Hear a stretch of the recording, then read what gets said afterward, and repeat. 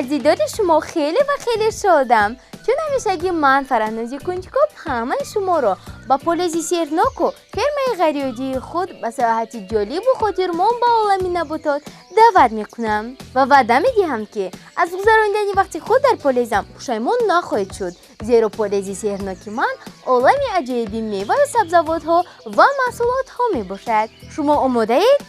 خیلی خوب، پس می رویم. امروز من تصمیم گرفتم که درباره یکی از سبزیجات‌های معمول به شما معلومات دهم. یافتن آن برای شما هیچ دشواری ندارد. شما را تنها می‌باید که با دقت گوش کنید. آن رنگ سرخ و گلابی تاریک را دارد. هرچند آن سبزیجات هم باشد، ولی از آن شکر می‌گیرند. حالا هم نفهمیدید که سخن درباره چی می‌رود؟ پس با دقت گوش کنید. به آن کارم شوربا سرخ و خورش معمول با نام وینیگرت با لذت شده نمیتواند. اکنون فهمیدید که من چی را در نظر دارم؟ بله یافتید، این لبلبو است.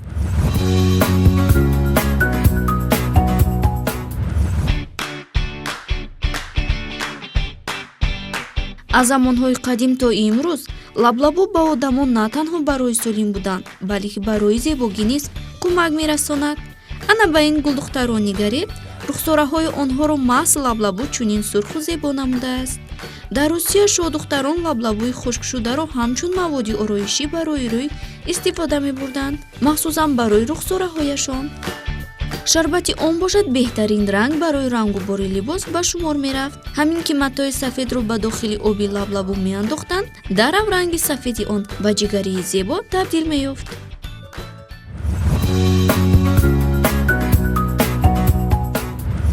ин сабзавот воқеан ҳам аҷоиб аст, ҳамин тавр не? охир мо бо он рухсораҳоро сурх карда метавонем. غیر از این لبلبو هم بولذت، هم فایده‌آور و هم شیرین است. البته آن را با چای همراه کردن نمی شود، ولی با فکر من سنجیدن در کار. همین طور نه؟ هی بچه ها، شما باور نکنید، من شوخی میکنم. البته که چای بی شکر اونقدر هم بولذت نیست و خودی شکر را محض از لبلبو میگیرند. عمیق‌ترش شکر را از شربت لبلبوی سفید میگیرند. با این باور کردن دشوار است که در شکردان لبلبوی سفید ایستاده است. در ادامه این گفته ها بیایید بخش نوبتی برنامه را تماشا میکنیم.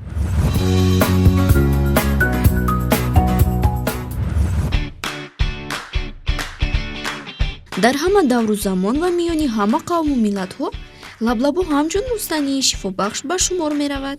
онро ҳазорон сол пеш то замони мо парвариш мекарданд, вале он вақтҳо дар таомҳо танҳо барги онро ҳамроҳ менамуданду халос. решаашро бошад барои омода намудани маҳсулоти доруворӣ истифода мебурданд. лаблабуро бештар мардуми Рими қадим парвариш менамуданд ва ҳатто дар ҷашну маросимҳо онҳо ҳамчун тӯҳфаи гаронбаҳо ба меҳмонҳои олиқадр ҳадя мекарданд. дар кишвари мо низ лаблабуро дар қатори карам ва шалғам ба хӯрокҳо илова мекунанд. онро меҷӯшонанд, мепазанд ва аз он шӯрбову хӯришҳои болаззат омода менамоянд. соли 1747 кимиёшиноси олмонӣ Маркроф муайян намуд, ки дар таркиби лаблабу шакар мавҷуд аст ва пешниҳод намуд, ки маҳз ҳамин сабзавотро барои истеҳсоли шакар истифода намоянд.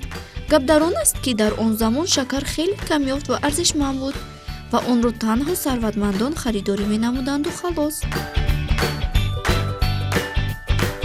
аз байн чандин даҳсолаҳо гузаштанд ва бо сабаби зиёд намудани ҳосили лаблабу нархи шакар низ арзонтар шуд ва имрӯзҳо мо низ имкон дорем ки ҳам шакар ва ҳам найшакар, яъне лаблабуро аз тамоми бозору мағозаҳо бо нархи дастрас харидорӣ намоем.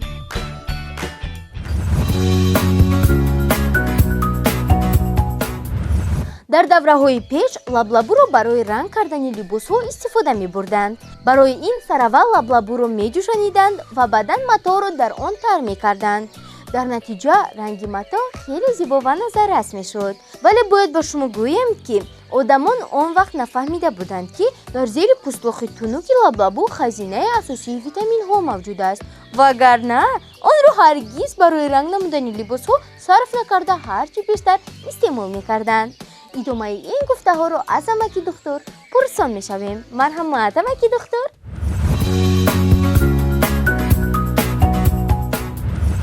салом бачаҳои азиз, имрӯз мо ба шумо дар бораи чизҳои фоидаовари лаблабу суҳбат хоҳем кард. таркиби он аз витаминҳои зиёди фоидаовар ба монанди А, Б, С, Д, Е ва ғайра хеле бой мебошад. ғайр аз ин дар таркиби лаблабу ҳам сахароза, ҳам фруктоза ва ҳам глюкоза мавҷуд аст ки ба организми мо фоидаи калон мерасонанд. дар баргҳояш витамини Е мавҷуд аст ки он барои муолиҷа намудани захмҳои бадани шумо мусоидат мекунад. инчунин витамини Е майнаи сари шуморо боқувват намуда барои ҳарчи зудтар аз бар намудани шеру матнҳо ёрӣ мерасонад. аз ин рӯ лаблабуро ҳарчи бештар истеъмол намуда бардаму солим бимонед. то вохӯриҳои оянда. хайр.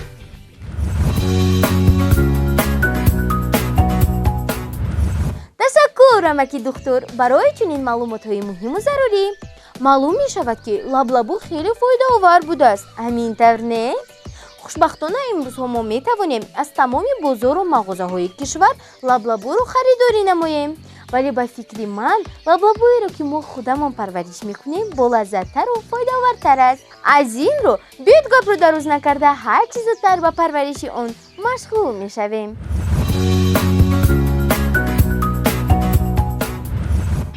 фасли баҳор охирҳои моҳи апрел ва ё аввали моҳи май ҳангоме ки ҳарорати ҳаво накам аз 18 дараҷаро ташкил медиҳад, метавонем ба парвариши лаблабу машғул шавем.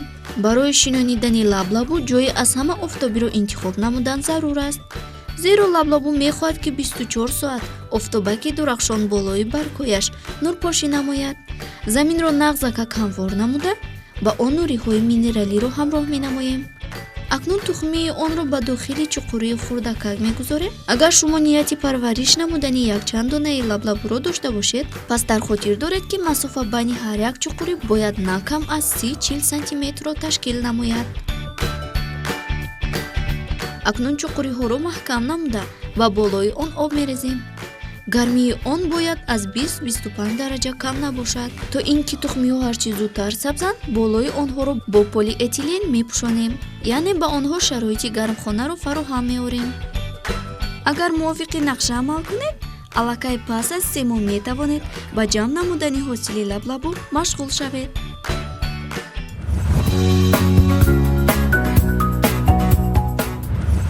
акнун мо лаблабуро низ парвариш карда метавонем. ҳамин тавр не бачаҳо? бояд гуфт ки ғайр аз карамшӯрбо инчунин аз лаблабу хӯришҳои гуногуни пурлаззат ва ҳатто шарбатҳо низ омода мекунанд. росташро гӯям, агар ман ягон маротиба шарбати лаблабуро начошидам ва нӯшидан ҳам намехоҳам, вале аз хӯрдани хӯришҳои бо лаблабу омода мешуда қариб ки серӣ надорам. бачаҳо, ҳангоме ки мо бо шумо дар бораи хӯришҳо гап мезадем, ман хеле гурусна шудам. аз ин рӯ биёед аз ошпази бо маҳорати барномаамон хоҳиш мекунем ки барои мо ягон хӯрдани болаззатеро аз лаблабу омода намоянд.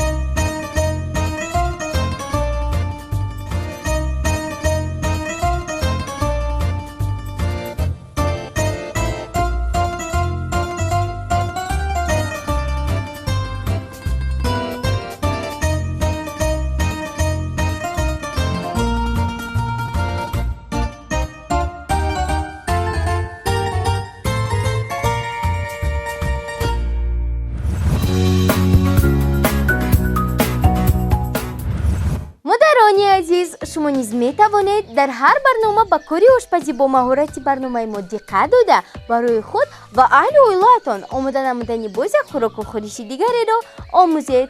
ҳоло бошад дӯстони хурдакакам шуморо бозӣ аниқтараш мисоли математикӣ бо истифода аз лаблабу интизор аст. аз ин рӯ бо диққат будану аз калонсолон кӯмак пурсиданро фаромӯш накунед.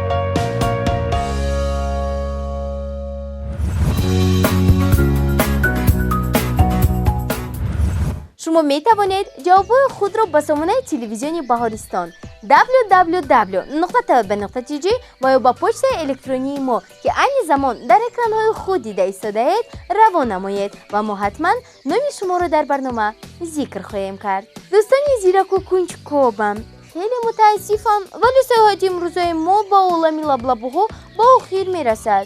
вале акнун шумо дар бораи намудҳои гуногуни лаблабу ва витаминҳои таркиби он ба худ маълумот гирифтед ва метавонед ба дӯстону наздиконатон дар бораи тарзи парвариши он нақл кунед. инчунин ба онҳо тавсия додани хӯрдани лаблабуро аз хотир набароред, зеро он барои организми мо хеле ва хеле фоидаовар аст. аз гузарондани вақти худ бо шумо баср шудам. ҳоло бошад ман ба ҷустуҷӯи маълумотҳои ҷолибу шавқовар меравам. то вохӯриҳои оянда дар полези сеҳрноку фермаи ғайриоддии ман. бачаҳо хайр.